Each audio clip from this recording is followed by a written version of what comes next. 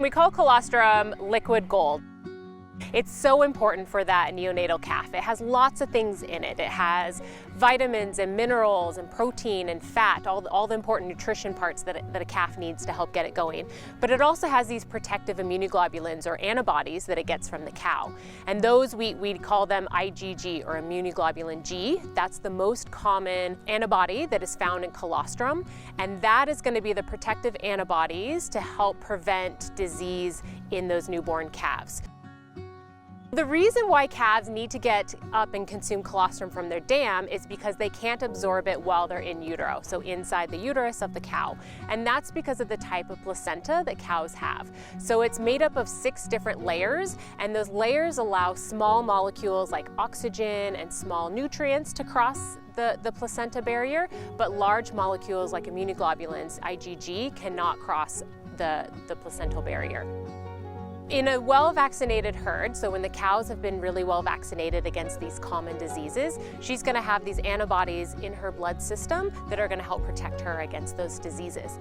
So a couple of weeks prior to calving, those antibodies are going to go into her colostrum and be there so that when the calf gets born and nurses and consumes the colostrum, it can consume those immunoglobulins and then absorb them so it can be protected as well.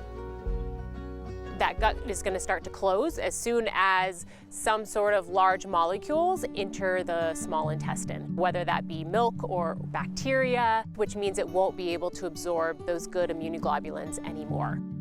Generally speaking, if a calf hasn't gotten up and nursed between 2 and 4 hours after birth, the producers should probably intervene and help that calf consume colostrum. There's 3 products on the market that you might feed to a newborn calf. There's milk replacer, which is going to be for usually those bottle-fed calves that are going to need to be supplemented for their nutrition.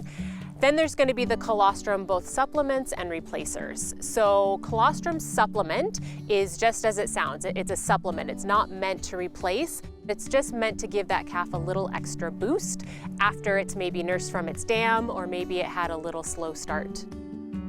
The colostrum replacer is meant to be just that, a replacer. So calves that don't get up within the first couple hours and nurse from their cow, they are going to need to be given a replacer product. And that's going to be higher in fat and protein, as well as higher in immunoglobulins.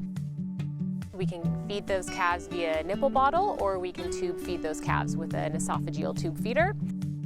So if a calf is nursing from the dam or nurses from a nipple bottle, there's a special anatomic structure at the bottom of its esophagus. It's called the esophageal groove, and that closes so that when that calf nurses, it directs that milk or colostrum directly into the abomasum, so it bypasses the rumen. Whereas when we feed a calf with an esophageal tube feeder, that groove does not close, and that milk or colostrum will go directly into the rumen and then has to slowly fill the rumen, overfill, get into the abomasum, and then into the small intestine where it can be absorbed. Colostrum management is crucial to the success of any cow-calf operation, and making sure that we get colostrum in a timely fashion into those calves can ensure that we have healthy calves to raise.